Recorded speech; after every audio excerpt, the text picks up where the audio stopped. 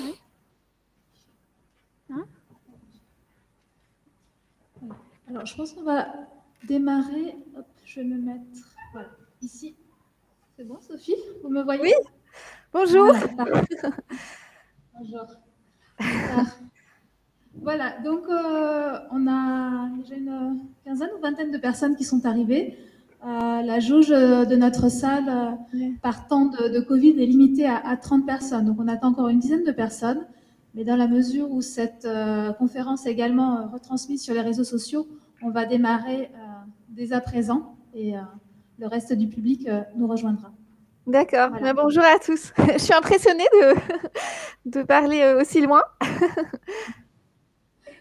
Voilà, donc bienvenue à vous tous et à vous toutes. Cette conférence est la première d'un cycle de 3 conférences qui va se dérouler cette semaine et qui font elles-mêmes partie d'un focus dédié à la mode que nous avons conçu en partenariat avec la maison Martha Kolke et Martha Kolke en personne tout le long du mois d'avril. Donc, cette première conférence est dédiée à Sophie Delaporte autour de la photographie dans le secteur de la mode, mais elle sera suivie de 2 autres conférences. Je ne sais pas si vous êtes tous et toutes inscrits à ces 2 autres conférences, mais je vous y engage et éventuellement aussi de pouvoir en parler autour de vous. Donc, une deuxième conférence aura lieu le 22 avril à 13h30 avec Giusy Bettoni sur les nouvelles générations de valeurs autour du développement durable. On parlera notamment des textiles éco-responsables. Et puis, le 23 avril à 10h30, un très grand nom de la mode africaine avec Pathéo, qui dressera avec nous un état des lieux et les perspectives de la mode en Afrique. Voilà. Donc, 3 conférences qui vont être absolument essentielles pour construire ce discours. Sachez qu'à chaque fois, nous avons construit ces conférences de telle manière à ce que puisse être opéré un dialogue entre les conférenciers et vous-même en salle. Donc, nous sommes un tout petit nombre de personnes. On est également suivis sur les réseaux sociaux. Mais en salle, l'intérêt, c'est que vous allez vraiment pouvoir poser toutes les questions que vous souhaitez aux conférenciers. Voilà. Et puis Martha Kolke est également ici présente avec nous pour assurer la modération de l'ensemble de ces conférences. Donc nous allons débuter. Je vais laisser la parole dans un premier temps à Martha et ensuite on poursuivra. Voilà, bonne séance à vous. Bonjour à tous, merci. Je suis ravie de votre participation parce que malgré la situation pandémique, je vois qu'on est quand même nombreux. Et aussi, je vais m'excuser d'avance déjà pour mon français car en fait je suis italienne et je pourrais faire des erreurs de français pendant que je parle. Donc je suis ravie d'accueillir à la conférence donc Sophie Delaporte, comme vous pouvez voir, déjà connectée. Et c'est une première en fait pour moi et pour Sophie, je pense. Pour Oui. Donc voilà, on va commencer. Naya, tu as les slides? Oui. Ok. Donc c'est sera donc réparti en 3 volets. Donc la première, je vais présenter et introduire donc Sophie Delaporte. Des suites, il y aura on parlera du travail qu'on a fait ensemble avec Sophie. Et des suites, vous allez avoir donc une vision sur un travail artistique qui a fait Sophie par rapport aussi relié à l'écologie. Voilà. Donc, Sophie Delaporte est une photographe qui travaille régulièrement pour la mode, mais ces clichés sont avant tout une porte d'entrée pour s'exprimer sur les femmes en tant que femmes. Au coup de couleurs, de mouvements, Sophie renverse les codes, propose une toute autre vision de la mode, de la beauté et de la féminité. Une approche très organique de la photographie où tout s'est fait à la prise de vue, sans pose figée, aux retouches photo.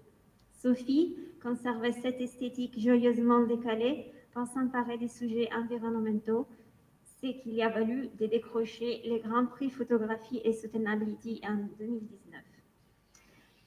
S'il vous plaît, les téléphones.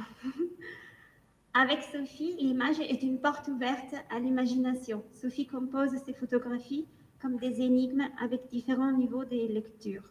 Influencée par le mouvement surréaliste, on retrouve dans ces clichés une note d'humour et un petit côté absurde pour réhabiliter l'invisible, comme le disait l'écrivain Régis Debray. Donc, je laisse la parole à Edwige pour la biographie. Voilà, alors on va également vous donner 2-3 petits éléments sur la biographie de Sophie, et ensuite elle prendra la parole. Cette biographie, vous pouvez la retrouver dans les livrets que nous vous avons distribués. Voilà. Donc Sophie Delaporte est plasticienne, photographe, mais aussi réalisatrice française. Elle a débuté sa carrière au début des années 2000 en publiant ses premières séries de mode dans la presse britannique. Elle a été remarquée notamment pour ses recherches sur la couleur et sur le mouvement. Je pense que l'image visuelle que nous avons actuellement sous les yeux est assez emblématique de ce travail-là, donc sur la couleur et sur le mouvement. Elle s'est intéressée très tôt à la question de la représentation des femmes, comme l'a indiqué Martha. Elle a été invitée notamment par le Centre Georges Pompidou en juin 2019 à l'occasion de l'exposition de Ramar et a participé à une table ronde sur la place et l'inclusion des femmes dans l'art, ainsi que leur représentation dans les pages de la presse magazine féminine. Ces photos ont été exposées dès 2002 à la Marion Meyer Gallery pendant le mois de la photographie à Paris, puis dans de nombreuses expositions personnelles à travers le monde, notamment à New York, à Tokyo, à Londres en 2008 et dans de nombreuses foires internationales en 2019 et en 2020. Elle collabore avec des maisons telles qu'Hermès ou encore Balenciaga, Courrèges ou Astier de Villatte, et de nombreux titres de presse internationaux, notamment comme Vogue Italia, German Vogue, Vogue Japon et d'autres. L'historienne et critique de la photographie Vicky Goldberg écrivait à propos de son travail en 2011 « Sophie Delaporte est une photographe française qui entretient en permanence de bons termes avec la fantaisie et une approche joyeusement décalée. Elle a un sens distinctif de la couleur, une imagination fabuliste, une pointe de surréalisme et un talent pour la narration ambiguë. » Voilà en quelques mots comment nous pourrions décrire Sophie Delaporte, mais je suis sûre qu'elle pourrait nous en dévoiler beaucoup plus sur elle, sur son travail, et c'est l'objectif de cette heure que nous allons passer ensemble. Merci pour cette présentation, c'est impressionnant d'entendre les textes. Effectivement. Donc maintenant, on va commencer à dérouler quelques images. Voilà ici. Donc, c'est deux clichés qui sont extraits de la collection Auto-Univers du Comme des Garçons en 2012. Donc, ils écrivaient certaines photographies de Sophie Delaporte pour Comme des Garçons, apparaissant dans les livres Fashion Game Changers, Reinventing the 20th Century Silhouette, publié en mai 2016 aux éditions Bloomsbury, et à l'occasion d'une exposition au MoM 26, Musée des Artworks, début 2016. Excusez-moi. Donc, j'aime beaucoup introduire le travail de Sophie avec ces deux images fortes, dans lesquelles on voit le grand travail sur la couleur et sur la forme. Sophie, tu veux nous dire quelque chose? Oui, que dire? C'est vrai que ces images ont été beaucoup reprises en fait après. C'était une série réalisée pour un petit magazine qui me laissait vraiment totalement libre.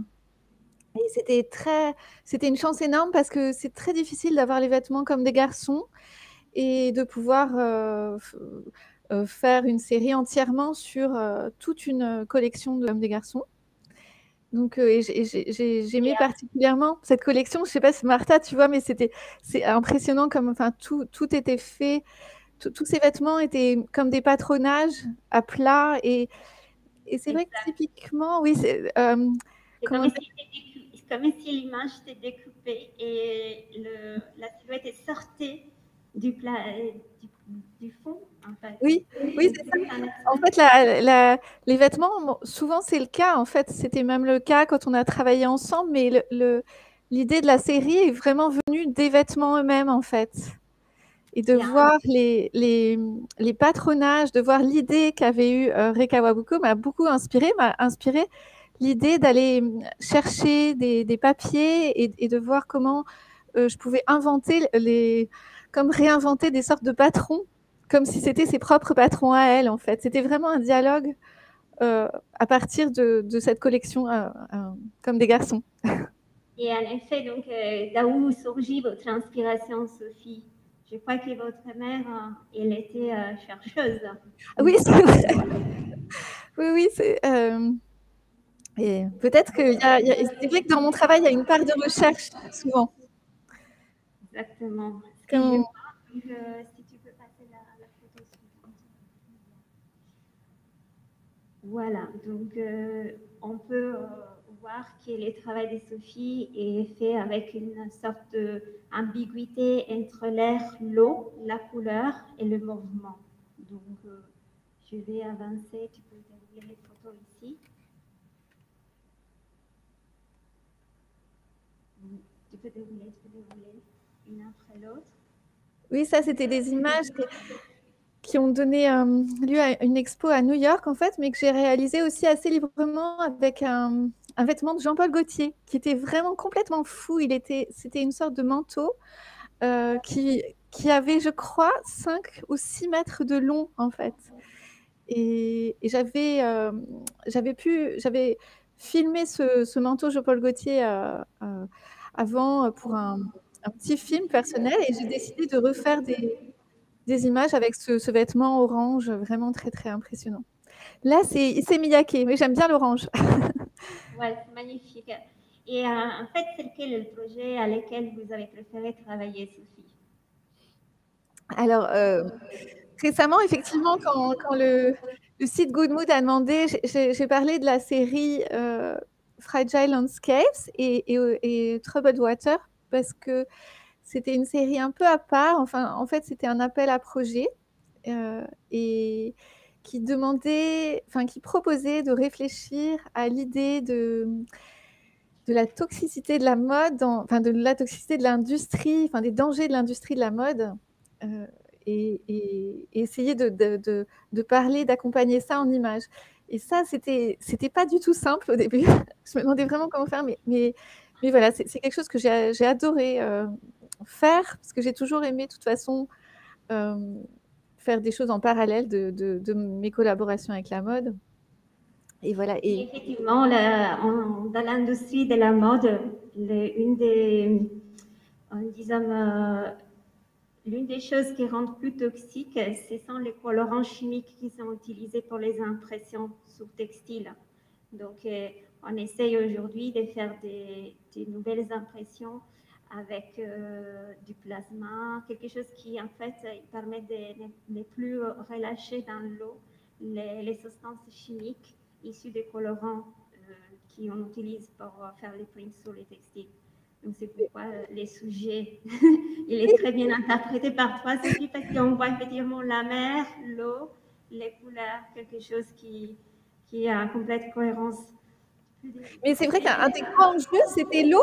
C'est drôle parce qu'on s'est effectivement rencontrés à ce moment-là, en fait, Martha, quand tu savais pas, mais j'étais en train de réfléchir à ce prix. Ça m'avait touchée d'entendre que toi, tu faisais attention avec tes vêtements et Oui, à ces exactement. colorants. Avec la maison, on fait attention à faire une production le plus possible écologique, soit en termes de matière, soit en termes de vie de produits. Donc, mais ça, on parlera aussi dans les prochaines conférences avec Bernie, notamment sur les textiles innovants. On déroule, je déroule rapidement, mais je sais que tout ça, on va revenir de suite sur certaines images, donc on pourra parler donc plus à fond. Et tu peux dérouler, Maya, s'il te plaît. Oh, voilà, c'est magnifique celui-ci, en fait, avec les visages semi dehors de l'eau. Maya, si tu peux dérouler, arriver jusqu'à l'image, donc il y a la silhouette verte. Voilà. La série des... On a la série, attends, avant la série des oranges. Voilà ici, et tu veux nous dire quelque chose, Sophie, sur cette série de photos, en fait? En fait, alors, ça s'est décidé très récemment, mais je voulais dire la série des fleurs, là, qu'on vient de voir, c'est une série très récente que j'ai faite pendant le premier confinement et qui est exposée à ma galerie américaine, Sous les étoiles galerie, depuis 2 jours. On n'en avait pas parlé, Martha, parce qu'ils ont décidé ça très récemment, mais voilà, je voulais le dire. C'est vrai, effectivement. Et en fait, il y a des choses, pas mal de choses que je connais de Sophie, mais comme vous, je découvre aussi beaucoup de choses. Donc, c'est une personne très intéressante. Donc, sur son travail qui est très riche, et par exemple, il y a cette image, tu peux dérouler la prochaine image, s'il te plaît, celle qui est avec la silhouette verte. Donc, qui m'a particulièrement frappée, car je vois une cohérence avec une inspiration d'Henri Matisse. Je pense, Sophie, que c'est une artiste surréaliste dont tout inspire pour le mouvement et pour la couleur. Oui, Matisse, pour la couleur, c'est une grande influence. Matisse, il y a beaucoup d'artistes, mais Matisse, il y a plein de périodes de Matisse qui sont très passionnantes, comme les papiers découpés ou en général, quoi, la façon dont il a de construire l'espace avec la couleur. Ça m'a beaucoup intéressée. Après, c'est vrai que souvent, je cite aussi les artistes surréalistes. Ça, c'est plus pour les recherches, justement, le côté très expérimental, l'énorme poésie, la liberté, enfin, tous ces thèmes qui leur sont très chers. Oui, des jeux d'images et donc les transparences, les formes, les couleurs. Je voulais donc souligner en fait que tu es vraiment génial dans tout ce qui est un travail sur la forme, la couleur, sur le mouvement. Et donc, pour l'instant, on va s'arrêter cette première partie des présentations, on va dire, très rapide. Et on va parler de le travail, effectivement, ton travail. Et par exemple, le travail qu'on a fait ensemble sur la série qu'on a travaillé donc sur la campagne. Oui. Ah, oui. Si en salle, vous avez déjà quelques questions sur la présentation, sur le travail en général de Sophie Delaporte, on a vu quelques photos. Et avant qu'on aborde vraiment le travail qu'elle a réalisé avec la maison Martha Kolke, est-ce que vous avez des questions sur son travail?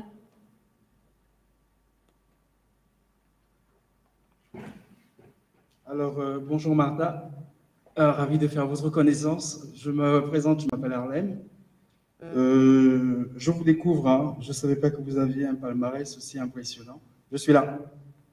Ah oui, bonjour. Je vous découvre. Je suis passionné de photographie et je suis ravi de faire votre connaissance, ravi de voir vos œuvres. C'est vraiment magnifique. Alors, la question que je voulais savoir, c'est pourquoi avoir choisi la photo de mode? Est-ce que ça a été un choix ou ça vous était imposé ou vous étiez déjà dans la mode ou vous avez fait une pierre de coups? Pourquoi la mode en tant que photographe?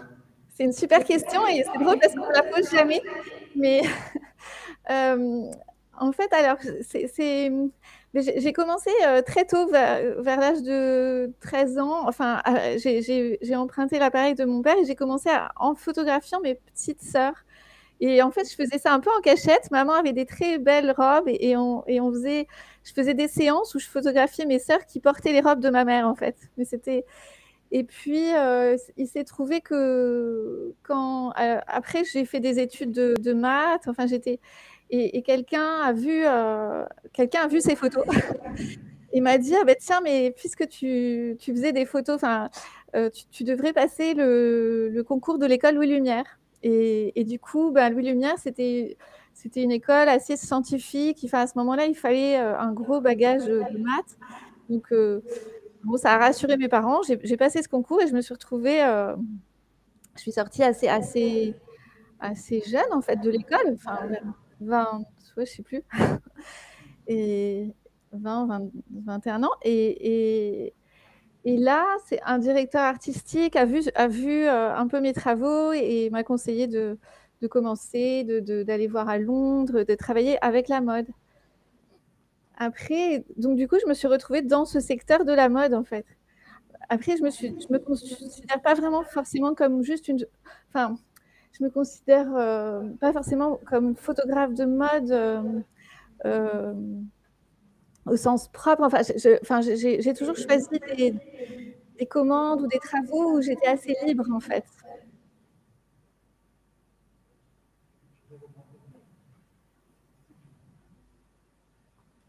Ok, d'accord, je comprends très bien. Moi, je suis photographe et il n'y a pas si longtemps, je me suis lancé dans les photos de mode. Et je fais face à pas mal de difficultés. J'ai vu vos photos, elles n'ont quasiment rien à voir avec celles que moi je fais, parce que vous faites des poses. C'est vrai que tout à l'heure, la dame parlait du mouvement. Il y a des photos où on voit des gens bouger, on voit le mouvement, mais moi je fais plus des photos en mouvement complet, c'est-à-dire pendant un défilé et tout. Et c'est la plus grande difficulté que j'ai. Je découvre l'univers de la photo de mode et c'est vraiment pas facile. Est-ce que vous aussi, vous avez eu à avoir ce genre de difficultés quand vous avez démarré? Oui, c'est vrai que c'est très dur sûrement de faire des photos pendant les défilés. Ça, je l'ai moins fait. Et après, c'est vrai qu'il y a plein de photographes qui abordent différemment la mode. Moi, j'aime bien mettre en scène, en fait. Et c'est vrai, exactement, je prépare beaucoup en amont. Mais après, j'aime bien, je travaille avec des danseurs. C'est vrai que le mouvement est très important dans mon travail. J'aime bien aussi avoir plein de surprises, en fait. Ok, Et d'accord. Merci pour la réponse.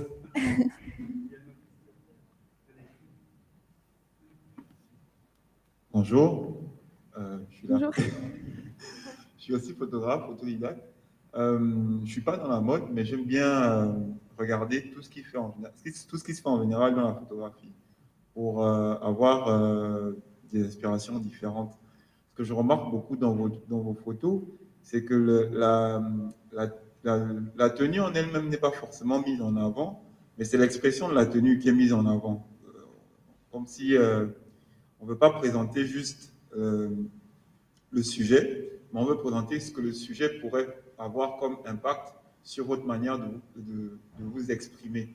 Et ce que je me demande, c'est que dans la conception de votre idée, par exemple de votre série, des différentes séries que vous avez présentées, est-ce que vous avez déjà une idée, on va dire, claire de ce que vous voulez obtenir, ou au moment de la prise de vue, sachant que j'ai entendu que vous ne partez pas sur Photoshop après pour une quelconque retouche. Est-ce que vous avez déjà une idée claire ou vous vous laissez la largesse de découvrir au final ce que la prise va donner? Alors, en fait, c'est vrai que souvent, avant les photos, j'aime bien avoir une idée et même je fais des dessins. En fait, quasiment à chaque photo, il y a un petit dessin qui correspond. Donc, je travaille beaucoup en amont. Mais après, j'ai des bonnes ou des mauvaises surprises. Mais quand même, il y a des choses qui se créent que je n'aurais pas imaginées. Enfin, voilà. Mais ça me Oui. sécurise d'arriver avec pas mal d'éléments. Oui, effectivement, je voulais répondre par rapport à la question que a posée tout à l'heure, monsieur. En fait, la photo du défilé, c'est un travail différent du travail qui fait Sophie pour des photos de magazines, des campagnes pour des marques de mode. Parce qu'en fait, c'est un travail plus d'art qu'elle fait Sophie, justement avec une étude de qu'est-ce qu'elle veut transmettre par l'image qu'elle a prise, avec une étude de mouvement, de la couleur, et prépare tout ça en amont avec comme des storyboards, comme on travaille dans le cinéma pour faire une mise en scène. Elle travaille avec des artistes qui l'inspirent, dont elle prend des sujets, et aussi avec tout ce qui est aussi une question sociale de la société, donc des sujets qui les tiennent à cœur. Donc c'est ça là, aussi important de souligner, c'est la façon de comme tout travaille, Sophie. Oui, c'est vrai. C'est pour ça que j'insiste maintenant. On va voir que les photos qu'on a fait avec Sophie, les vêtements, on le distingue très bien en fait.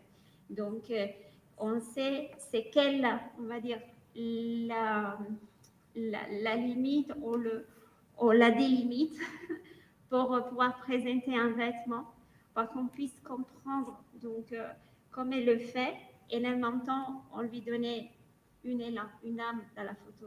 C'est ce qu'il fait Sophie. Donc, Sophie, peut-être on va regarder oui. la partie suivante. Oui, alors là, c'est moi. Il y a encore Je des vais essayer. questions. Ah non, c'est pas ça, pardon. menu. Il y a encore une question sur ces sujets? Oui, bonjour, je m'appelle Claudine. Bonjour. Voilà, ça m'a rappelé un peu le dernier shooting que je viens de faire. C'est les photos très avec des mouvements, parce que j'aime pas trop les shootings trop straight. Et ça m'a rappelé quelques photos. J'aimerais bien après vous montrer ça. Je l'ai même posté sur Instagram. C'est avec des robes, avec les mouvements. Il faut que... Mais moi, je guide en fait le mannequin.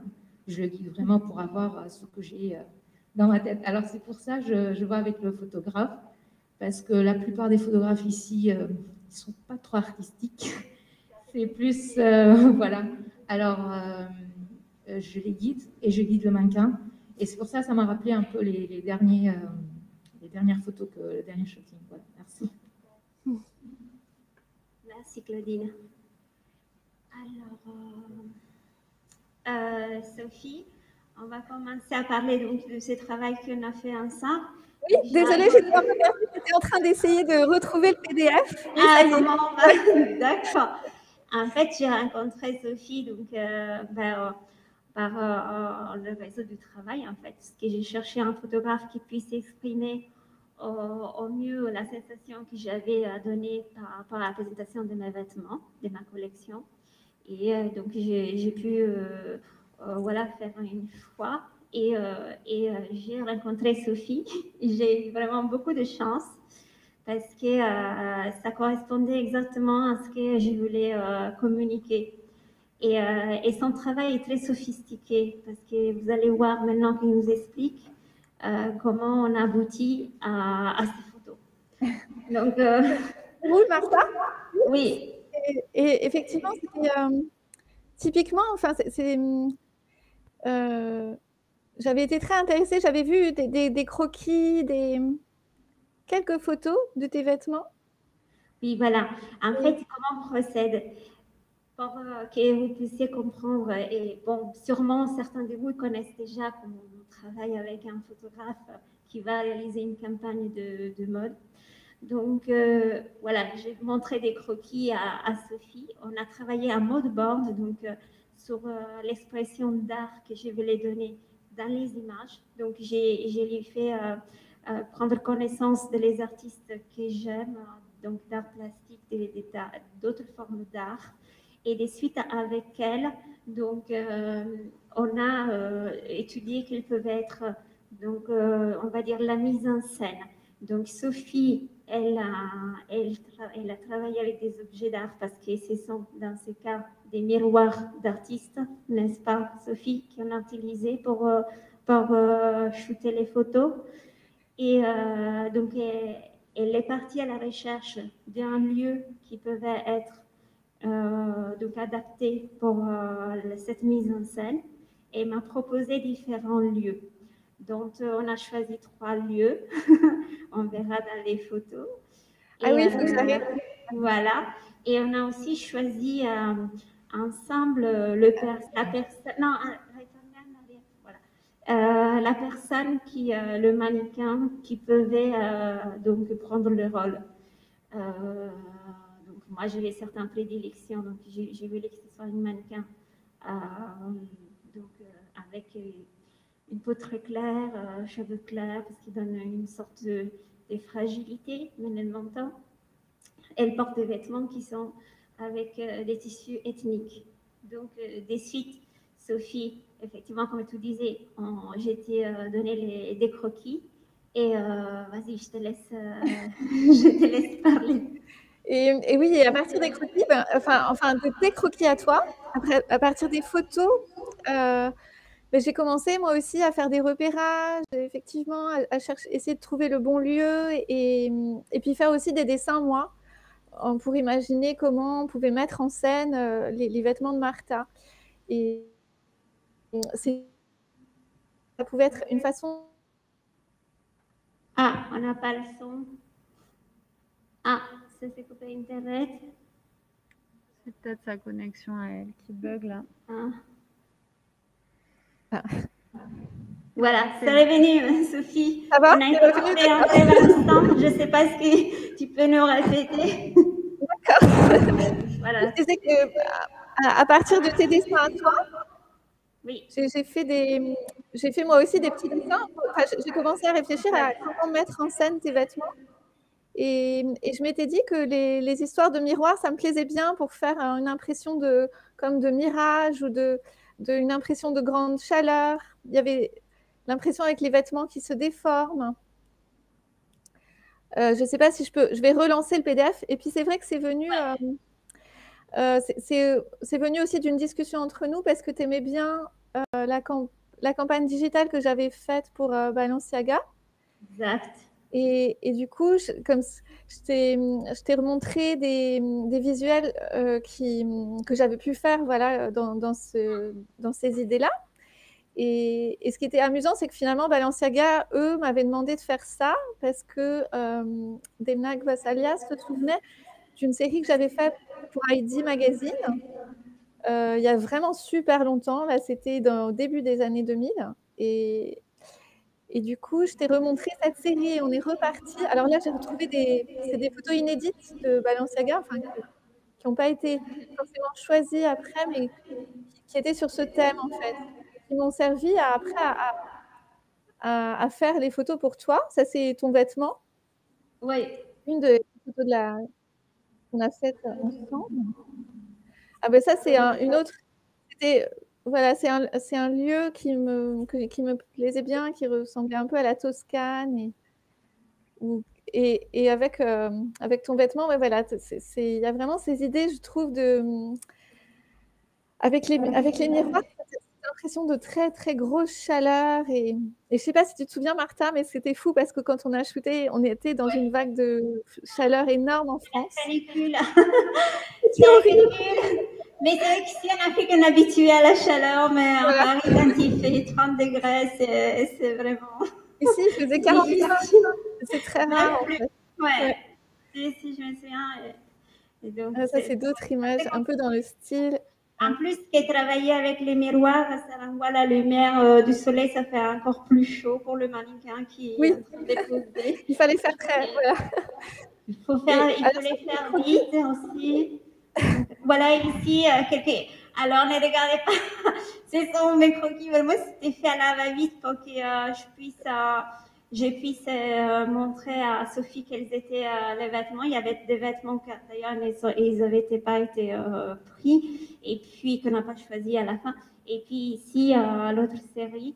Voilà, donc ça c'est pour qu'ils puissent avoir une idée de comment ils étaient les vêtements. Donc, oui.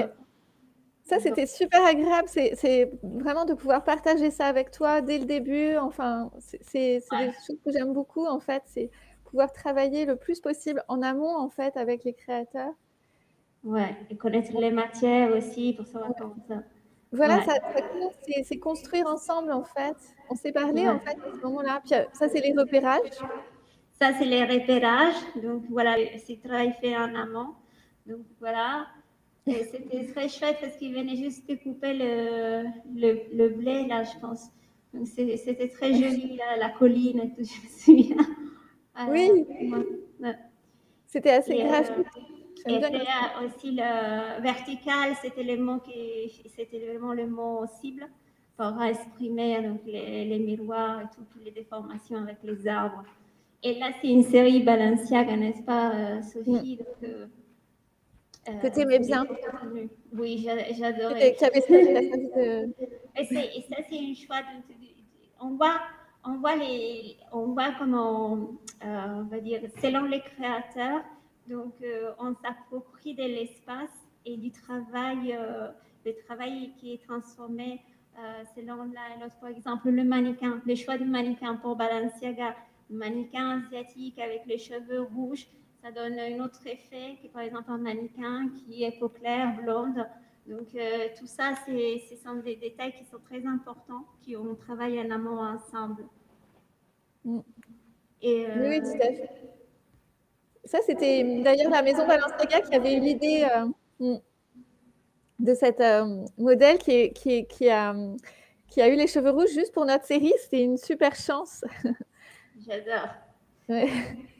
Alors ici, tu nous parles des 3 types de formations. Tu veux nous dire quelque chose?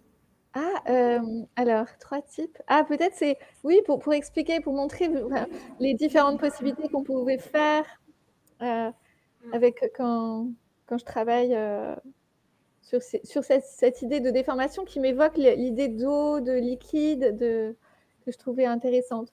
Et c'est vrai que, comme tu disais, Martha, en fait, ça, c'est ma façon de travailler, hein. Tout le monde ne travaille pas du tout comme ça, mais moi, j'aime bien préparer en amont et au début, il y a toujours beaucoup de discussions, on fait des mood boards.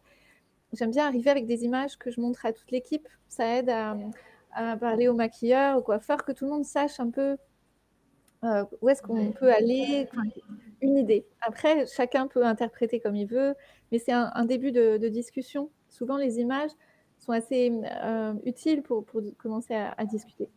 Et j'ai retrouvé ça, Martha, parce que on avait réfléchi à plusieurs façons de déformer. Il y avait aussi cette idée, on avait hésité à faire ça.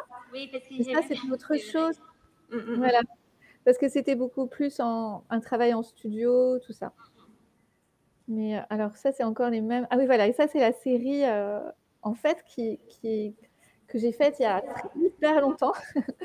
Je crois que c'est sorti en 2001, enfin, je ne sais plus, mais c'était dans Heidi. Et c'est ça dont se souvenait Balenciaga, en fait. Ouais. Qui était fait aussi, qui était réalisé en pleine campagne. Ça me rappelle un peu l'artiste Robert Morris, par exemple, qui est avec les jeux des miroirs, un peu un labyrinthe, en fait.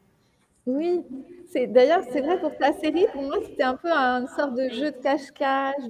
J'aimais bien l'idée voilà, d'improvisation, mais assez contrôlée quand même. Enfin. Et alors après, qu'est-ce qu'il y a là? Ça, c'est notre mannequin. Ah oui. Donc ça, c'est ici. Donc, elle reçoit, donc Sophie regarde aussi les photos du mannequin pour voir voilà, comment les postures, tout ça, comment elles sont, comment dire, son allure, en fait, on pourrait résumer. Oui. Ça, quelque part, la connaître un peu dans ce mouvement. Voilà. Et c'est intéressant, j'ai toujours besoin de regarder, de me familiariser avec d'autres photos de la mannequin qui sont justement pas les miennes, mais pour voir comment la lumière va tomber sur son visage, enfin, parce que ça compte beaucoup aussi, les histoires de lumière. Ah oui, ça, je t'ai retrouvé ça, Martha, parce que tu parlais des mood boards. Et ça, Oui. c'est d'autres mood boards, voilà, des exemples. Ça, j'avais fait ça c'était un mood board pour une série pour beauté, pour le Vogue italien. Mais donc, je prends souvent des images, c'est des images assez anciennes. Ouais. Donc, j'aime bien mélanger. Ouais. Si vous voulez poser des questions pendant que ça déroule les images, comme ça, je vais passer le micro à la salle. Je pense qu'ils ont hâte de poser des questions.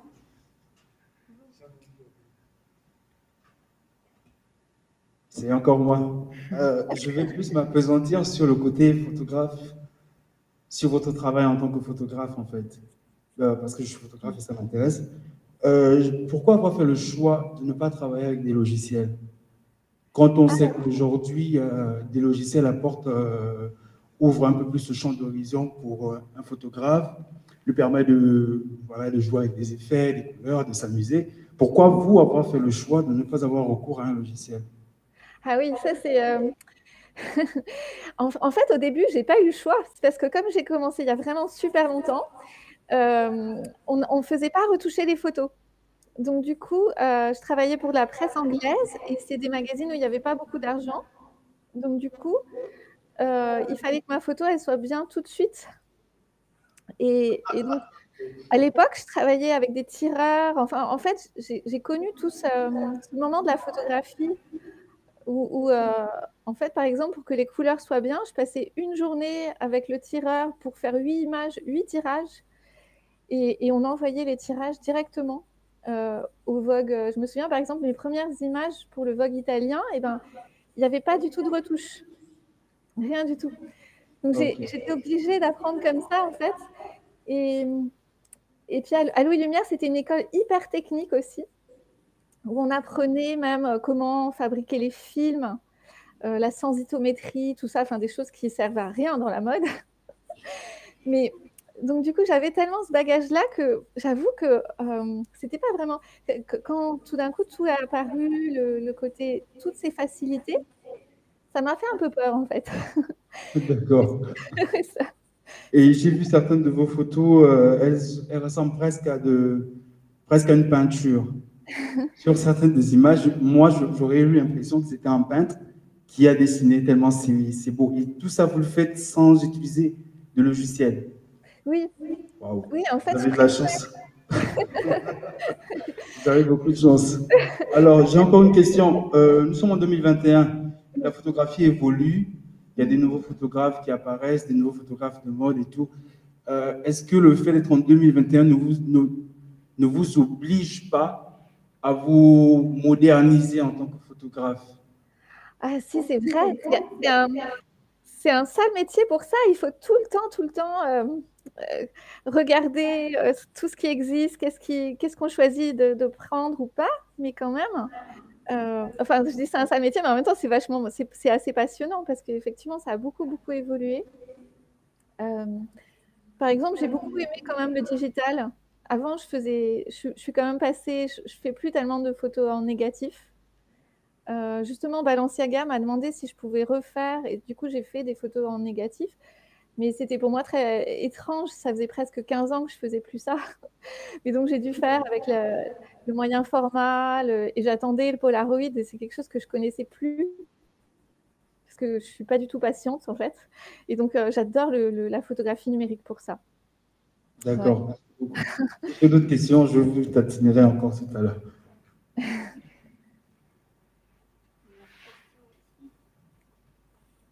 Alors bonjour, moi je m'appelle Emmanuel, je suis architecte et artiste photographe.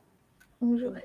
Je me reconnais un peu dans votre processus créatif avec les recherches, les storyboards, les moodboards, dans la recherche de ce que la photo pourrait donner. Et je remarque que dans votre travail, il y a, d'ailleurs, quand je me faisais la remarque juste après dans le PDF, ça arrivait, il y a beaucoup de distorsion de l'image, comment dire, c'est pas juste du figuratif, mais il y a toujours une sorte de déformation, que ça soit dans le mouvement. Le vêtement n'est pas figé, il n'est pas, on va dire, droit. Je ne sais pas comment dire. Et je voulais savoir si c'est une de vos postures de toujours avoir ce côté un petit peu déformé, parce qu'on s'attend à une image réelle, entre guillemets, mais celle que vous servez a toujours une forme de déformation, de distorsion qui Oui. un peu à l'imaginaire. Ah oui, c'est un beau compliment. Non, c'est vrai. En fait, c'est pas conscient, mais enfin, c'était pas vraiment conscient, mais je pense que souvent, effectivement, j'ai toujours cherché à donner une autre lecture du vêtement, enfin, à pas avoir une image trop évidente. J'aime bien l'idée qu'on se pose un peu des questions en voyant les images, que ce soit pas des images trop gratuites, trop faciles. Et j'aime bien l'idée que le vêtement ne soit jamais trop figé. Ça, c'est sûr, c'est une de mes manies.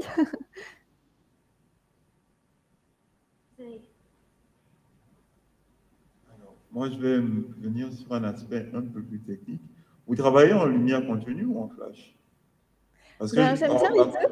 à regarder votre travail, il y a un aspect cinéma. C'est pas, ici, au niveau de l'Afrique en général, mon pays, au Gabon, les photographes, on aime beaucoup, tous les photographes travaillent beaucoup en pleine lumière. C'est que les ombres n'existent pas.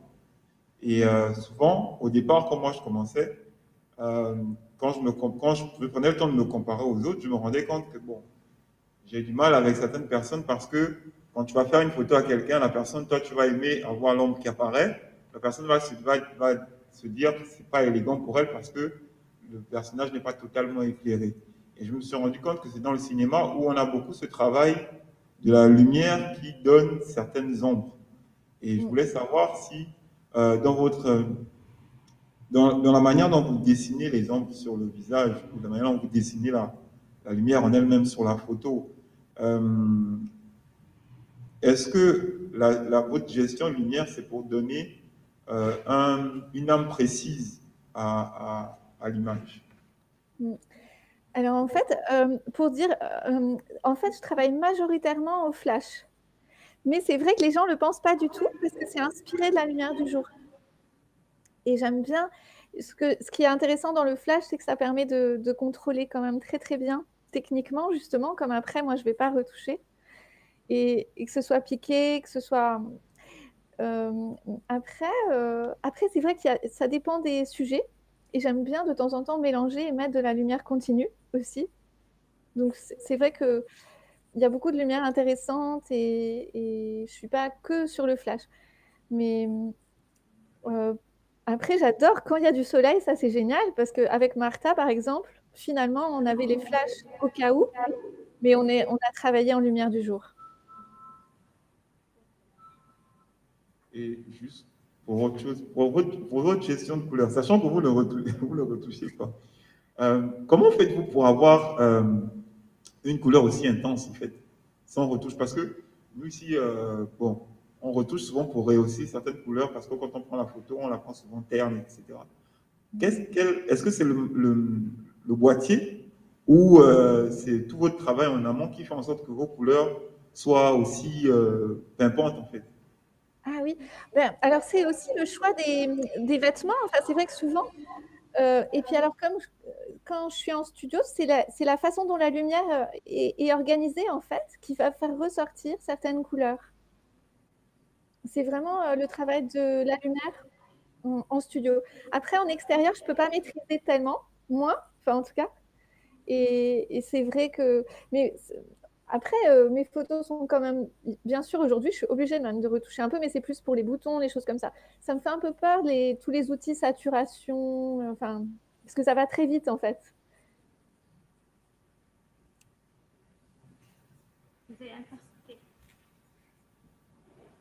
Alors, je vais rejoindre la demoiselle qui vous a posé la question tout à l'heure de savoir, il y a toujours une forme de distorsion sur vos photos.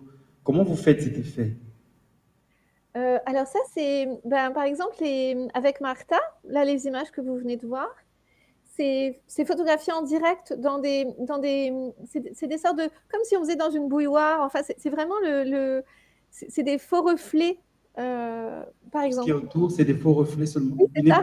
Des miroirs et tout. Oui, voilà. Et ce qui est amusant, c'est que pour Balenciaga, tout le monde a cru. Moi, je ne sais pas faire, mais ça peut se faire très facilement, je crois, en digital. Mais tout le monde a pensé que c'était en digital, mais ce n'était pas. C'est ce que j'aurais cru. Je vais essayer de refaire les mêmes photos, je vous les enverrai. Vous me direz ce que vous en penserez. Bonjour à tous.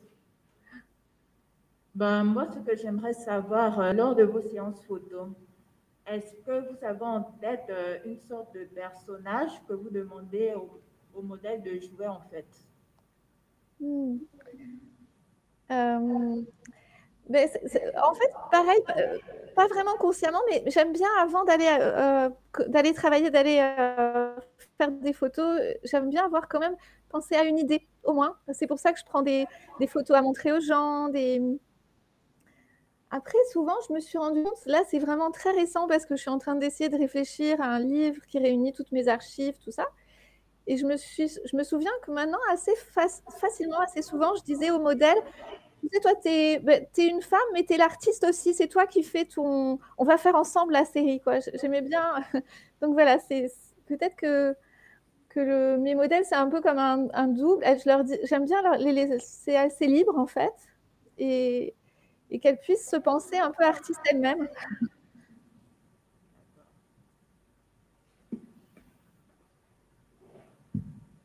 Merci. Ah.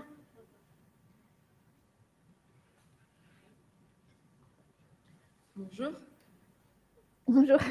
Je voulais savoir, est-ce qu'on vous a déjà par hasard associé à Salvador Dali? Ben non. En fait, en regardant certains de vos clichés, j'ai vraiment ce retour en fait, sur le courant impressionniste. Est-ce que c'est voulu ou pas? Est-ce que c'est une tentative de l'amener ou c'est votre approche personnelle de ce qu'est la mode? Et je voulais demander également, que représente l'humain ou le corps humain pour vous? Qu'est-ce que le vêtement apporte à votre définition du corps ou de l'humain?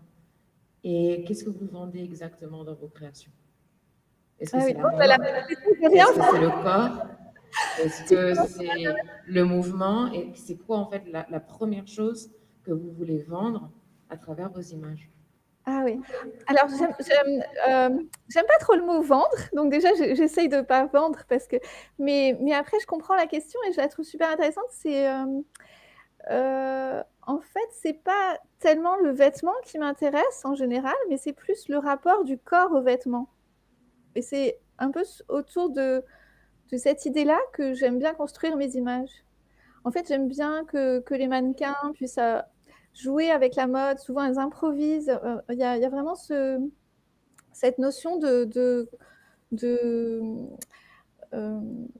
l'idée que les femmes puissent s'approprier la mode, quoi, la vivre. Et c'est plutôt ces moments-là que j'aime bien capturer, que ça ait l'air vrai, en fait, quand même. D'accord. Et quel est l'élément, en fait, quel est l'outil selon vous, dans votre discipline, qui permet le mieux, en fait, de partager ce que vous venez de dire? Est-ce que c'est la pose? Est-ce que ce sont les couleurs? Est-ce que c'est ce que vous pouvez identifier, en fait, le point principal qui permet d'atteindre votre cible? Peut-être la pose. La La pose, pose? c'est important. Enfin, c'est souvent les modèles qui vont la trouver d'eux-mêmes, en fait. Je ne suis pas quelqu'un de très directif. Il y a beaucoup de photographes qui, à l'inverse de moi, sont très directifs, je pense. Moi, c'est beaucoup de recherche, en fait, D'accord. avec le modèle. Merci. Oui, en effet, ce que je voulais dire aussi, c'est que quand on travaille sur des shootings avec toi, Sophie, on travaille aussi l'échange qu'on a avec le mannequin. Comment dire, on décrit un peu l'ambiance. Déjà, le mannequin il peut être préparé un peu à ça. Et de suite, on peut mettre aussi des décors sonores qui, effectivement, dans la photo, on ne voit pas, mais qui ça donne à le mannequin la possibilité de bouger, de faire des mouvements au rythme de la musique. Et celui-là, Oui, c'est vrai. après, tu le transcris dans les photos. Donc, Ah oui, oui. il y a ça aussi. Oui, on n'en parle jamais de la musique, c'est important. Enfin, en tout cas, j'aime bien que les modèles soient à l'aise et que ce soit un peu des improvisations, en fait. Exact. Il y a des gens qui veulent... Sur les réseaux sociaux, que je vais retranscrire. Alors, donc c'est une question d'un de nos internautes. Je ne sais pas si... Voilà, c'est mieux comme ça. Qui dit « Bonjour et merci pour ce direct. Je suis Karl Mort. Quels conseils pouvez-vous nous donner pour faire de très belles images qui ne nécessiteront pas forcément de retouches ?» Comment faire sans les retouches? Comment faire une belle photo dès la première prise, en fait? Beaucoup d'expérience, je pense. Oui, je ne sais pas. Est-ce que c'est préparer justement un petit peu en amont, savoir décider des éléments? Moi aussi, quand je prépare, finalement, je me simplifie le travail puisque je décide que je vais aller dans un lieu qui va être peut-être assez vide pour moi ou qui va avoir les couleurs qui m'intéressent. C'est juste penser aux éléments en amont ou alors d'être avec la lumière qui m'intéressera le plus ou d'avoir le vêtement qui va marcher aussi dans les couleurs. Il y avait vraiment d'autres questions sur les nets, peut-être? Ah, monsieur, pardon. Alors, dans votre travail, j'ai entendu, quand j'entends parler de ce point de surréalisme, ça veut dire qu'il y a des références. J'aurais voulu avoir certaines de vos références dans le surréalisme, mais aussi en termes de photographie en elle-même. Est-ce que vous avez des photographes que vous pouvez donner comme personne à regarder pour, par exemple, la gestion de la couleur ou la gestion de la lumière? Parce que c'est souvent comme ça que nous, ici, étant donné qu'il n'y a pas d'école, on fouille pour pouvoir voir, analyser et comprendre comment la personne a pu obtenir le résultat escompté. Oui, il y a plein de photographes qui ont vraiment beaucoup nourri mon travail. On parlait des surréalistes. Alors ça, c'est vrai que Euh, il y a 3 photographes, enfin, alors ça, c'est pas forcément les sur S, mais il y a 3 photographes femmes qui ont beaucoup été sur mes mood boards et qui m'ont beaucoup inspirée, mais parfois de façon assez inconsciente. Je pense que c'est parce qu'elles réfléchissaient vraiment à la façon de montrer les femmes aussi, à une certaine liberté dans leur regard sur l'image de la femme. Et c'est Claude Cahun, qui était dans les années 30, qui se faisait des autoportraits et qui a beaucoup influencé Cindy Sherman. Donc, en fait, souvent dans mes mood boards, il y a Claude Cahun, Cindy Sherman et Francesca Woodman. Francesca Woodman, c'était plutôt une photographe dans les années 70 qui faisait des photos très étranges avec justement des flous de mouvement que je trouvais hyper intéressants et qui jouait un peu avec des miroirs et voilà, qui représentait la femme de façon assez étonnante, je trouvais. Après, pour la couleur, c'est vachement plus compliqué. Enfin, c'est plus la peinture que, effectivement, j'ai beaucoup regardé. Et Balthus, c'est intéressant parce que j'aime beaucoup les arrivées de lumière. Il y a des fenêtres chez Balthus qui vont donner, qui vont mettre en valeur une couleur, des choses comme ça. Ou sinon, Matisse, parce que vraiment tout est Matisse, oui, beaucoup. Pour la couleur. Je vais juste reprendre juste une question pour les internautes parce que du coup ils nous relancent. C'est Minko Malcolm qui nous pose la question suivante. J'ai une question. Comment se déroule une collaboration avec une maison telle que Balenciaga, de la prise de contact à la concrétisation? Donc, quelles sont les différentes étapes pour un travail avec une maison telle que Balenciaga? Comment ça s'est passé? Je crois qu'ils ont contacté mon agent et ils ont dit, en disant que voilà, Denak Vasalia, qui est voilà, le créateur de Balenciaga, avait vu cette série que j'avais faite pour Heidi et il voulait savoir si ça m'intéressait de continuer ce travail. Et voilà, ça c'était hyper touchant parce que c'était peut-être, je ne sais pas, 15 ans, 17 ans après, ou même peut-être plus, même 20 ans après. Et donc, j'ai dit, ben oui, bien sûr. Et après, on a commencé ils m'ont demandé réfléchir comment j'avais envie de faire ça. On a parlé aussi de la production, enfin, c'est-à-dire les moyens que j'aurais, combien ils m'ont demandé à peu près, de quoi j'aurais besoin, comment on pouvait organiser ça. Et j'ai travaillé assez librement. Ça, c'est assez super, c'est rare aussi. Comme c'était pour les réseaux sociaux, c'est normalement souvent assez le cas, mais on fait des grandes réunions. Et là, j'ai pu préparer librement. J'ai envoyé mes mood boards, comme j'ai fait pour Martha. Je fais des petits mood boards et puis j'ai envoyé pour avoir leur retour. Et c'est eux qui ont pensé, par exemple, à l'idée du casting avec ils voulaient cette modèle asiatique, mais ils se sont dit ça serait génial qu'elle ait les cheveux rouges. Voilà. C'est vraiment un ping-pong en fait. Ok, Sophie, c'est encore moi. Alors, je ne sais pas si la question sera abordée par la modératrice, mais je tenais quand même à évoquer l'impact des réseaux sociaux sur le travail du photographe aujourd'hui. Il est difficile de se faire connaître, la plupart du temps pour les jeunes photographes comme nous, sans avoir recours aux réseaux sociaux. Vous avez réussi à le faire, vous avez débuté votre carrière dans les années 2000, où les réseaux sociaux n'étaient pas encore tellement connus. Qu'est-ce qui, selon vous, pourrait justifier votre popularité? Comment avez-vous fait pour vous faire connaître sans la présence des réseaux sociaux, en tenant compte que nous, aujourd'hui, sans les réseaux sociaux, c'est galère. Oui. Mais peut-être que c'est une chance, les réseaux sociaux. Parce que, enfin, nous, à l'époque, c'était les magazines, en fait. Il n'y avait que les magazines qui pouvaient faire circuler nos images. Et en même temps, c'était assez intéressant parce qu'on pouvait faire des photos à Paris et que ces images soient vues ailleurs, dans d'autres pays. Parce que moi, je travaillais beaucoup pour les magazines étrangers. Et du coup, c'est un peu... J'ai l'impression que les réseaux sociaux commencent à prendre effectivement beaucoup d'ampleur et permettent cette même circulation des images, même plus grande en fait. Parce que On n'est pas obligé d'aller acheter le magazine. Bonjour Sophie. Donc, je vais poser une question. Je suis là. Ma question, elle est simple. Je suis en train de me lancer à fond dans la photographie et en vrai, j'aime bien le côté artistique de la photographie.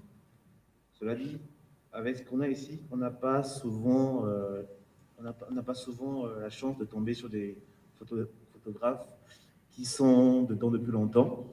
Donc, du coup, on n'a pas trop de références, en fait. Mais la question que je me pose, c'est la photographie artistique, elle demande beaucoup d'imagination. Quand je vois vos prises, quand je vois votre travail, je me dis, il y a beaucoup de travail derrière. Et donc, il y a des moments où forcément vous arrivez au niveau où vous êtes bloqué, c'est-à-dire au niveau de l'imagination. Comment vous faites pour relancer? Ah, quand je bloque, ça m'arrive souvent. Pour relancer l'imagination, il faut s'arrêter. C'est vrai, en fait, je vais faire un tour en forêt, je réfléchis à autre chose. Mais oui, c'est vrai, il ne faut pas non plus trop travailler. Je ne sais pas si j'ai bien répondu à la question. Bon, je vais gérer avec ça.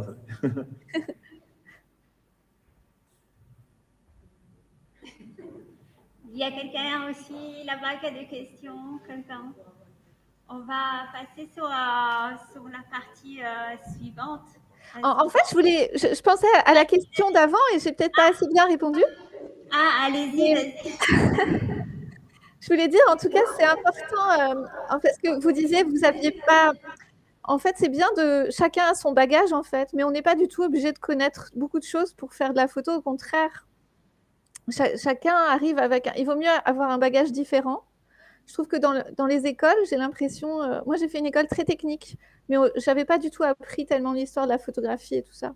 Et c'est important de choisir soi-même, en fait, ce qu'on veut, quoi. Ouais, de suivre son feeling. Ouais, c'est ça. En effet, j'avoue, j'ai fait un bac en photographie.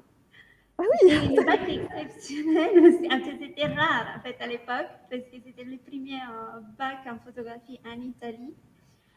Et on avait appris donc, la photo en argentique. Bon, et puis moi, j'ai tout oublié, comment on utilise un réflexe et tout ça.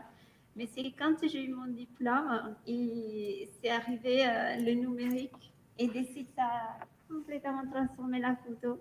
Et je me souviens que c'était à l'époque, quand j'étudiais la photo, c'était un clic dans les diapositives.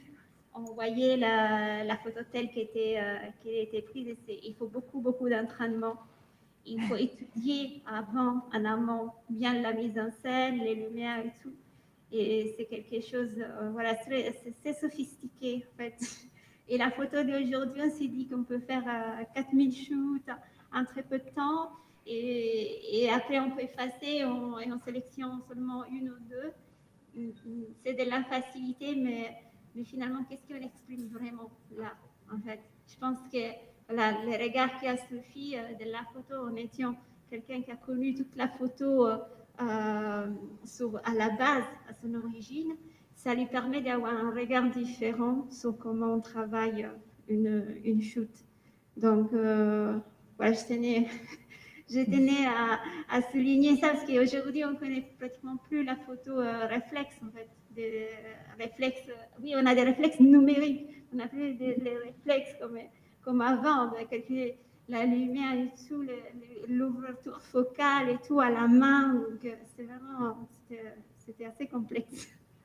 Oui, c'était... Moi aussi, je l'ai oublié. Hein. oui, bien sûr, on avance. Et du coup, voilà, la technologie, de toute façon, on ne sait pas encore qu'est-ce qui va nous réserver a posteriori. Donc maintenant, je ne sais pas, il y a des photos en 3D. Maintenant, je ne sais pas si tu as déjà commencé à voir un peu de ces côtés. Voilà, c'est des choses nouvelles qui vont arriver. Donc, bref, je voulais aussi donc, introduire ton exposition que tu as réalisée, donc l'exposition True Colors, donc, dont tu as eu le Grand Prix de la photographie et sustainability, donc par rapport, comme on a dit à l'introduction, un sujet important Donc, au regard des colorants dans le monde du textile. Et donc, voilà. Ah oui, tu veux que je passe, Martha? Oui, oui, vas-y, raconte-nous tu un m'avais peu. On s'était dit la couleur, et c'est vrai que la couleur, comme elle est assez centrale dans mon travail, j'ai utilisé parfois pour faire d'autres sujets que la mode. Et là, par exemple, dans cette exposition True Colors, c'était en 2015, j'ai pensé, je me suis dit que la couleur allait être le fil conducteur de vidéos et de photos. J'ai réalisé 4 vidéos. Il y avait une vidéo qui parlait de la pollution de l'air aux particules fines. Là, on voit quelques photos. Tout était réalisé dans une même petite pièce, en fait. Donc, c'était une chambre de bonne à Paris. Et c'était toujours avec le même modèle. Et là, alors qu'est-ce qu'on voit? Là, c'est la vidéo dans cette vidéo-là, je parlais des colorants chimiques dans l'industrie agroalimentaire. Aussi, oui. On déclenchait comme ça des fumées et il y avait un petit texte où le modèle, qui c'était un peu comme une performance en fait, lisait tous les E, vous savez, tous les colorants qui sont beaucoup utilisés dans l'industrie agroalimentaire. Après, ça a été montré au musée des abattoirs à Toulouse. Voilà, ça c'était le film sur la pollution qui s'appelait In the Air. Ouais, c'était une sorte de performance artistique. Oui, complètement. C'était un peu trop comme ouais. Dans cette vidéo, en fait, j'avais étudié toutes les dépêches pendant un an de l'AFP qui traitaient de cette histoire de pollution aux particules fines. Et la modèle, pendant qu'elle parlait de ça. Voilà. Et après, donc, du coup, j'ai été très heureuse d'avoir à réfléchir à cet autre sujet pour la mode, en fait, et comment parler du problème de l'eau. On a un peu parlé de l'eau et du problème des colorants, de l'industrie textile. Voilà, de l'industrie textile. Comme tu disais, Martha a l'air très, très, très important.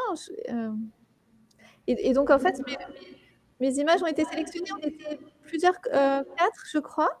Et on a eu chacun 3 images comme ça face à l'hôtel de ville pour le Grand Prix photographie et sustainability, qui est super intéressant. Je crois que d'ailleurs, il faut que vous envoyiez vos dossiers parce que je crois que c'est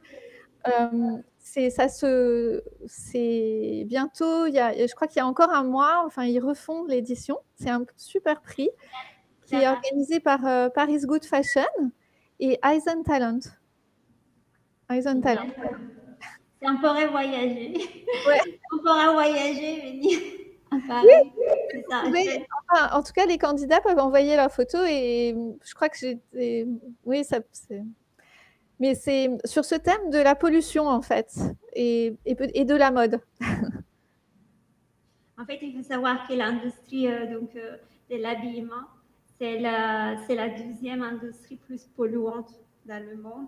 Donc, c'est pourquoi on est aujourd'hui très engagé, mais pas encore, parce que même si on en parle beaucoup, il y a moins de 30% des produits qui sont étudiés à y mettre dans le monde de l'industrie de la mode, ils ont encore un pourcentage, on va dire, de ces produits écologiques. Donc, si on en parle, mais après, il faut vraiment connaître la réalité et voir vraiment effectivement combien il va être impactant avec l'écologie. Donc, ça, c'est un sujet qu'on verra avec Josie Betton et la prochaine conférence.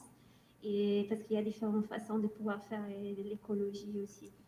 Donc, je ne sais pas si vous avez des questions par rapport à son travail, cette exposition, s'il y a quelqu'un qui veut dire quelque chose. Si?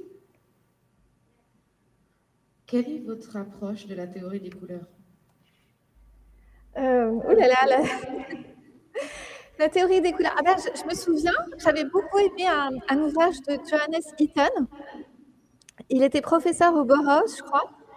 Et il expliquait comment, alors j'ai un peu oublié, mais comment justement une couleur vive ressortait bien sur un fond gris et comment on allait voir les couleurs différemment suivant si par exemple un jaune est devant un fond bleu ou devant un fond vert. Enfin, il y a plein d'approches très scientifiques de la couleur et c'était beaucoup, oui, j'aimais bien Johannes Itten. Pour ça, c'est sûrement lui qui m'a donné ce goût pour les couleurs vives. D'accord, mais est-ce que vous sentez que vous exprimez un message spécifique par rapport au choix de vos couleurs? Non, peut-être, si, enfin, je pense quand même que même quand je traite d'un sujet comme ça qui est assez violent, il y a quelque chose de joyeux dans le travail. Et oui, il y a quelque chose, peut-être la gaieté, j'aime la couleur pour le côté joyeux, gai et optimiste en fait. Moi, j'ai remarqué la délicatesse dans ton travail, en fait. C'est très, comment dire, c'est très soft, malgré la violence du sujet, effectivement, comme tu disais. Alors, Sophie, je voudrais savoir, vous travaillez beaucoup avec la couleur et qu'est-ce que ça donne est-ce que vous est déjà arrivé d'avoir à faire un travail sans couleur du tout? Ah oui, oui, ça m'est arrivé. Je crois que même ma première commande d'argent pour la mode, c'était noir et blanc. Moi, personnellement, je suis très passionné du noir et blanc. Moi, je vois le noir et blanc en couleur. C'est comme vous avec les couleurs. Moi, le noir et blanc, c'est de la couleur. Pour moi, c'est magnifique. Et est-ce que vous pensez que vous vous en sentez aujourd'hui, après tout ce que vous avez fait avec les couleurs, est-ce que vous vous sentirez encore à l'aise dans le noir et blanc? C'est vrai que ben, j'ai besoin de travailler très différemment parce qu'il faut interpréter le noir et blanc. Et j'aime beaucoup. Pourtant, il y a énormément de photographes que j'adore qui font du noir et blanc. Le noir et blanc, je trouve ça très, très inspirant parce qu'avec le noir et blanc, tout de suite, on a la distance poétique qu'on n'a pas forcément avec la couleur, en fait, normalement. D'accord, merci.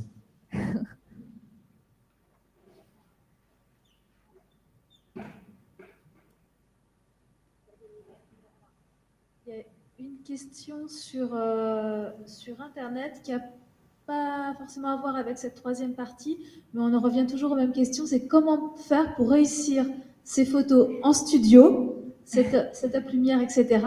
Grosso modo, est-ce que vous avez un truc à donner pour bien réussir ces photos en studio ou alors voilà, une petite... Alors, un truc, oui, à révéler qui permettrait de réaliser de belles photos. Quel est votre truc à vous, en fait, technique? Ben, c'est vrai qu'il n'y en a pas un, en fait. C'est pas. Alors, c'est vrai que je travaille d'une certaine manière qui est assez différente de celle qu'on apprend dans les écoles de photo. En général, donc en plus réussir, je ne sais pas, parce que il y a, les écoles de photo, je crois, utilisent beaucoup des flashs très de façon de face. Enfin, et j'avoue que moi, je ne connais pas du tout tous ces procédés-là, parce que j'ai fait une école, mais il y a beaucoup trop longtemps. Donc, c'est... oui, il n'y a pas vraiment une réponse, mais peut-être juste... moi, je trouve que quand on est en studio, c'est quand même bien de préparer et de savoir, de réfléchir un peu à l'avance, même si après, on va tout changer.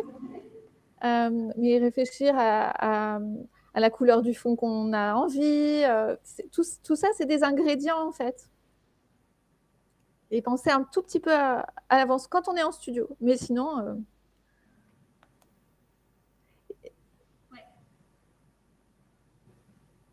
Après, juste pour rebondir sur ce que vous dites, la réalité, c'est que vous êtes beaucoup dans un travail de recherche. Que ce soit de recherche en amont, de recherche pendant. Parce que la différence entre le travail que vous faites et nous, le travail qu'ici, on n'a pas encore, qu'on fait et qui demande aujourd'hui jusqu'à ce que, pour pouvoir transmettre quelque chose, on puisse s'avancer vers le vôtre, c'est qu'on a un besoin de recherche, d'information sur recherche d'expérimentation sur, bon, j'ai un molder sur mon flash. Est-ce que si je le retire, ça va me donner autre chose? Est-ce que si je mets une lutte, ça va me donner autre chose? Nous, ce travail-là, on se rend compte, parce que actuellement, moi, je suis dans cette recherche-là, et je me rends compte avec vous qu'il y a vraiment ce besoin-là de se dire, sur des tutorats, on va te dire, tu mets une softbox de 37 cm à côté du sujet, il est totalement éclairé. Bon, maintenant, si tu veux donner une certaine émotion, retire la soft, mets autre chose, ou vois ce que ça donne sans un molder en face, et tu auras une image totalement différente.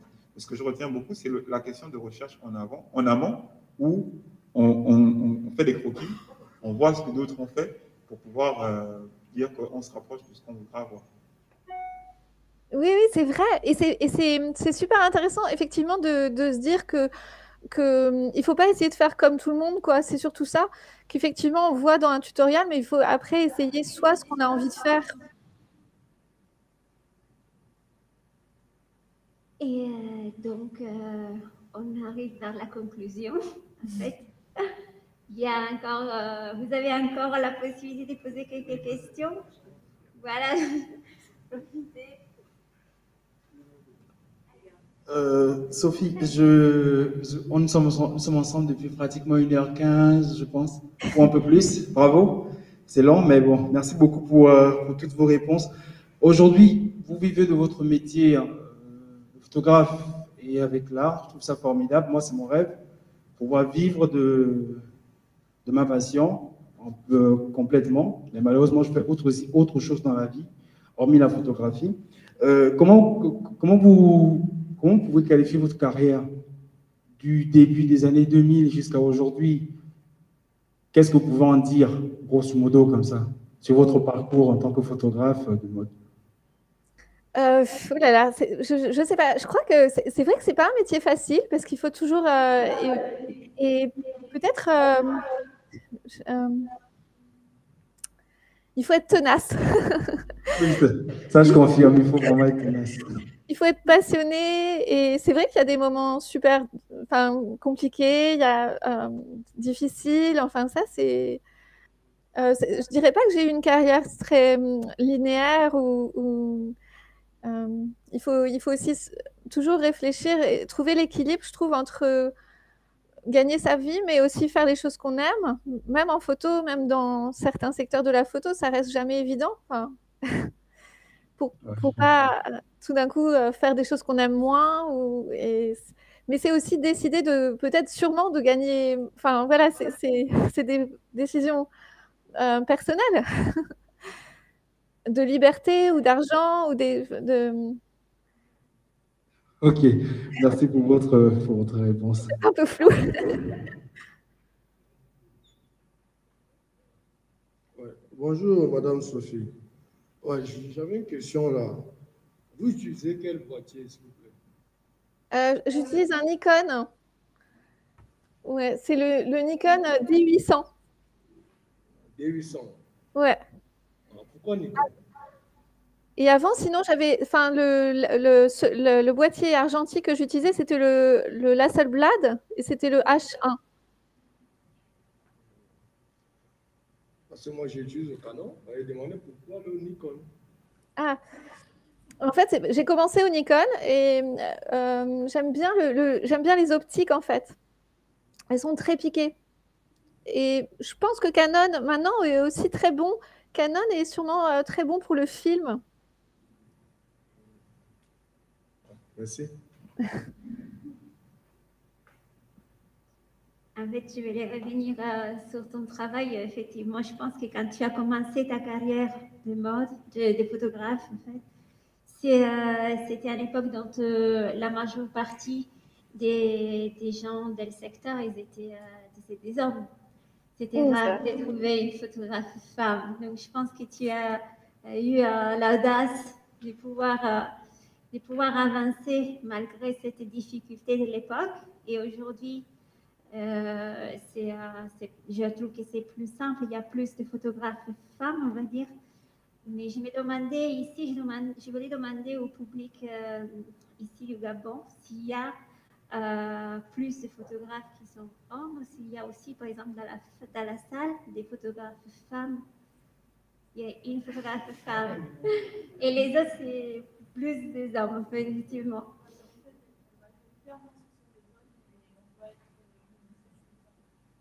D'accord. Il y a quand même une dizaine de femmes photographes au Gabon. Je suis ravie, en fait. Et vous voulez dire quelque chose? D'accord. C'est intéressant. En fait, moi aussi, je découvre un peu donc, les secteurs du monde de photographie du Gabon. Et j'ai trouvé cet échange très intéressant, en fait. Les questions que vous avez posées à Sophie, pour détecter les talents de Sophie dans les moindres détails, pour prendre l'exemple. Oui, attendez. J'ai plus une question pour le public. Aujourd'hui, quand on parle de la photographie de mode au Gabon, quels sont les noms qui aujourd'hui sortent un petit peu du lot et quelle serait la caractéristique de la photographie de mode au Gabon aujourd'hui? Voilà, comment vous le percevez? Je sais pas si... Au Gabon, la plupart du temps, quand on se pose sur Instagram, les personnes qui ont une touche qui se rapproche beaucoup de la photographie de mode, c'est surtout les femmes. Et parmi elles, deux que j'ai en tête, il y a Moukadi et Marilyn Mesu.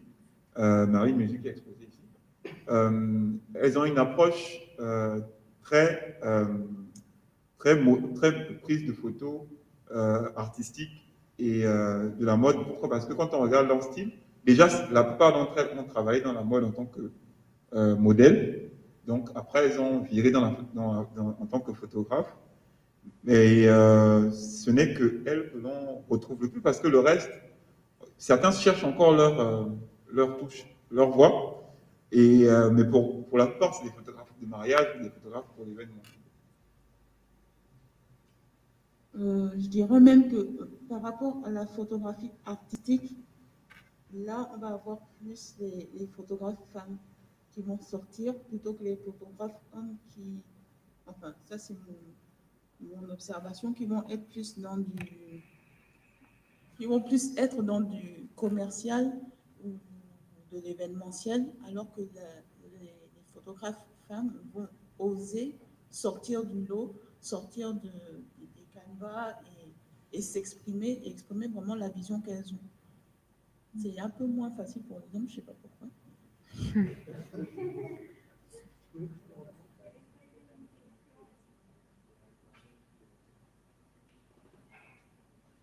Alors moi, je vais répondre par contre en tant que créateur. Je crois quand même qu'au Gabon, on a vraiment, surtout les photographes, on n'a pas vraiment des photographes qui sont axés sur la mode.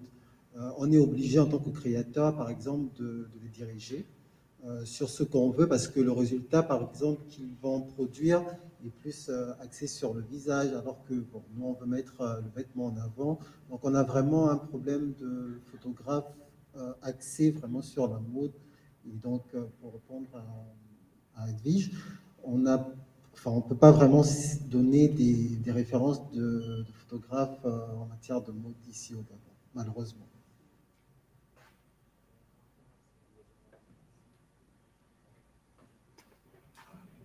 Par rapport à ce que tu dis, Son, je suis d'accord avec toi, mais le constat que moi je fais, c'est qu'au niveau du Gabon, le photographe n'est pas libre. Le photographe peut avoir une vision, une idée, la proposer et se heurter à des idées reçues. Par exemple, ici, la pose réussie, c'est la pose droite, l'image nette, figée, sans vie. Et là, quand je regarde le travail de Sophie, qui est une photographe et qui nous propose totalement autre chose, qui est parfaitement bien accueillie, je pense qu'elle est libre en tant que photographe et ça fait rêver. On aimerait bien qu'en tant que photographe, on nous laisse l'occasion d'exprimer nos idées. En tant que photographe, j'ai un point de vue, j'ai une vision, je vous la propose, acceptez-la, essayez de l'accepter et vous voyez comment est-ce que ça avance. Mais le photographe ici, on va te demander de faire des shoots tu vas faire des shoots, non, je veux que le mannequin soit droit, pas de mouvement, refais ceci, refais cela. On est limité niveau liberté en tant que photographe. Ça, c'est aussi quelque chose que je comprends et que j'ai connu. C'est un dialogue, en fait. Et c'est vrai que c'est important qu'il y ait ce dialogue possible. Il n'est pas toujours là, même ici à Paris. Ou... Bonjour. Pour rebondir sur ce que vous venez de dire, quand on parle de photographe au Gabon, moi je ne suis pas photographe, je suis plus styliste, modéliste. Et par rapport à ce que vous étiez en train de dire sur les commandes que vous recevez du public, c'est vrai que le public a ses habitudes. Mais ce que Sophie fait, c'est un travail purement artistique.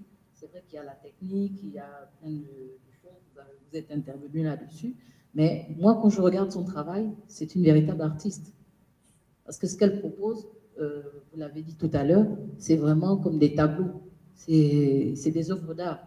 Donc, si vous voulez que le public accueille vos propositions, il faut peut-être déjà les proposer en faisant des photos hors du cadre formel des commandes, pour que le public, justement, adhère à vos propositions. Parce que le public, qu'est-ce qu'il fait? Il connaît un type de photo, il se réfère à ça. Mais on se rend compte que dans les réseaux sociaux, de plus en plus, les gens adhèrent aux nouvelles propositions. Même dans la mode, les gens veulent ceux qui viennent d'ailleurs. On veut sortir de la culture gabonaise, on prend ce qui se passe au Nigeria, on prend ce qui se passe un peu à gauche, à droite, et ça fait un mix pas possible. Et c'est vrai que les couleurs, c'est les couleurs qui intéressent les gens la plupart du temps. Et c'est ce qu'on voit dans le message de Sophie. Les couleurs sont éclatantes, elles attirent. Et vous, en tant que photographe, que ce soit en noir ou en blanc, si vous faites des propositions, c'est-à-dire des shoots personnels que vous montrez au public, à ce moment-là, le public va adhérer à votre travail. Voilà, c'est ça. Sophie, juste pour remettre dans le contexte, on est au Gabon, on est en Afrique centrale. On est un pays qui est en train de développer ses industries culturelles. Donc, pour pas mal de domaines, départements, on est vraiment encore aux prémices. On est peut-être au stade où vous étiez quand vous avez commencé. Oui, c'est pour ça que certains d'entre nous demandaient un peu des conseils, comment ils font pour vivre de leur art, etc. Alors, je ne suis pas photographe, moi je vous parle plutôt du côté designer.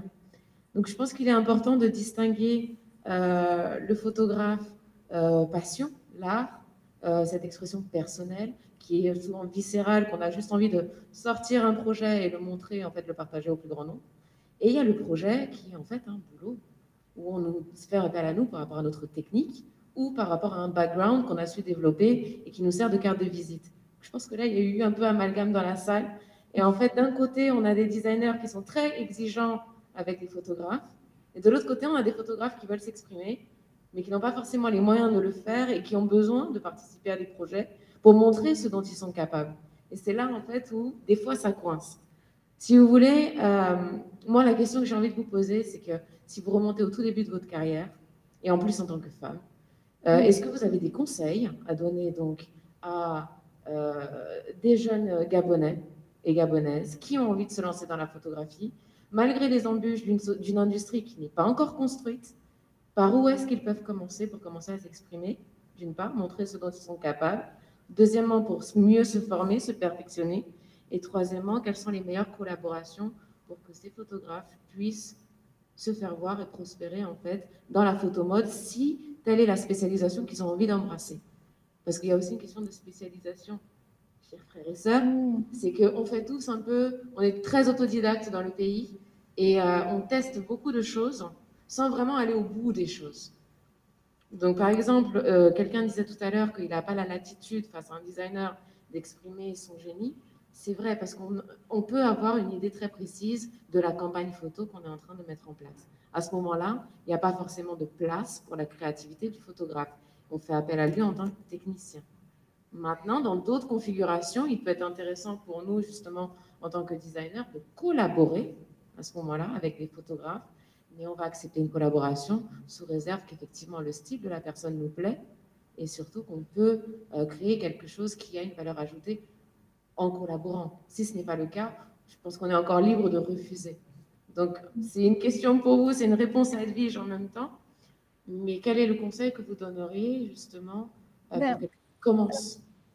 D'abord, parce qu'il y avait beaucoup de questions, mais ce que je voulais dire, parce que dans tout ce que j'ai entendu là, je voulais quand même préciser, c'est super intéressant et il ne faut pas croire, c'est ce que je vis aussi moi tout le temps. Enfin, toutes ces problématiques de continuer de s'exprimer en étant soi-même, mais de dialogue avec la mode, elles existent même aussi pour tous les photographes à Paris ou ailleurs, en fait. Le travail pour la mode est pas si évident, en fait. Hein. C'est vrai, c'est toujours une bagarre, en fait. Donc, peut-être mon conseil, c'est d'être tenace et puis de toujours rester un peu dans l'expérimentation. Mais voilà, il faut savoir, par exemple, là, Martha me demandait de présenter. J'ai eu envie de montrer, par exemple, cette collaboration avec Balenciaga parce qu'elle était un super exemple, mais elle est rare. Enfin, pour un projet comme ça, il y a eu aussi beaucoup de projets où j'étais un peu plus frustrée dans ma créativité, où les photos ont peut-être été moins bien parce que je n'ai pas pu vraiment parler avec le créateur en direct. Ici, il y a beaucoup, comme l'industrie est justement extrêmement développée, il y a énormément d'intermédiaires. Et du coup, il faut savoir que travailler pour la mode, c'est toujours un petit peu cette espèce de... C'est très passionnant, c'est intéressant, mais c'est toujours cette espèce de challenge. Et toutes ces difficultés que vous exprimez, je les ai aussi, en fait. C'est pour ça qu'il n'y a pas de carrière linéaire, c'est juste rester, même si on fait savoir soi ce qu'on a envie de pousser au fil des années et faire des expériences et rester un peu fidèle à soi. Et c'est vrai que les clients idéaux, c'est ceux qui comprennent que la collaboration peut être très fructueuse. Donc, merci beaucoup, Sophie, pour toute ton expérience très riche et de pouvoir avoir eu le contact avec les publics. Comme ça, vraiment, c'était super. Bah, merci pour vos questions, parce qu'on ne se les pose pas assez ici. Non, c'est super.